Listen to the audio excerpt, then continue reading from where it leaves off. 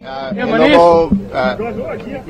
નમાજ પડતા હતા એ લોકોને એ કહેતા હતા કે ભાઈ તમે કેમ અહીંયા નમાજ પડો તો તમારે મસ્જિદમાં પડવી જોઈએ એવી તેની વાતો કઈ ચાલી પછી ઝપાઝપીથી પછી મારામારી થઈ છે અહીંયા પથ્થર વગેરે ફેંક્યા છે અને રૂમમાં પણ તોડફોડ કરવામાં આવેલ છે એની અમે ગંભીરતાથી નોંધ લીધી છે સરકાર પણ એમાં ગંભીરતાથી નોંધ લઈને કડક કાર્યવાહી કરવામાં આવશે અને પોલીસ તરફથી હું જણાવવા માંગુ છું કે રાત્રે 10:51 ઉપર કોઈએ કંટ્રોલનો ફોન કર્યો છે અને 10:56 એટલે 5 મિનિટમાં જ અહીંયા આપણી PCR 20 વેન આવી ગઈ છે અને અડધો કલાકની અંદર પોલીસ ઇન્સ્પેક્ટર પણ અહીંયા જે લોકલ છે યુનિવર્સિટીના એ પણ આવી ગયા છે અને અમે જેમાં છે આપણે કુલ 5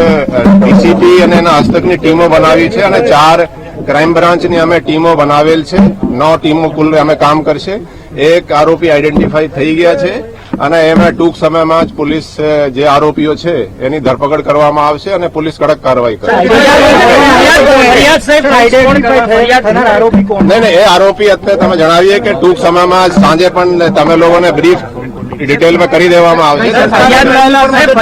હા અત્યારે એનો કઈ નથી કે કોઈ સંસ્થા સાથે જોડાયેલો છે આપણા માટે જે લોકોએ આ કૃત્ય કર્યું છે એ બધા જે મિસક્રિયન્ટ છે એને પોલીસ કડક કાર્યવાહી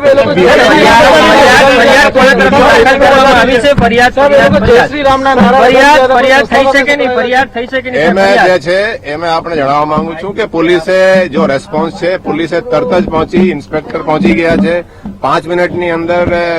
પોલીસ અહીંયા PCR વેન પહોંચી ગઈ છે પોલીસે રાત્રે જ FIR નોંધી લીધી છે વિડીયો વગેરે જે આવ્યા છે સોશિયલ મીડિયાથી એની આપણે સ્ટડી કરી રહ્યા છીએ અને એમાં તમામ તરીકે કહેવા માંગુ છું કે પોલીસ કડક કાર્યવાહી કરશે અને ન્યાયિક તપાસ એમાં થશે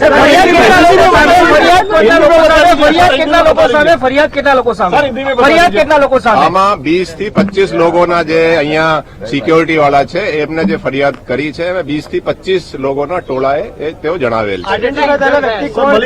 આઈડેન્ટિફાઈ વાળા તમે ડિટેલ સાંજે ડીસીપી અહીંયા બ્રીફ કરી દેજો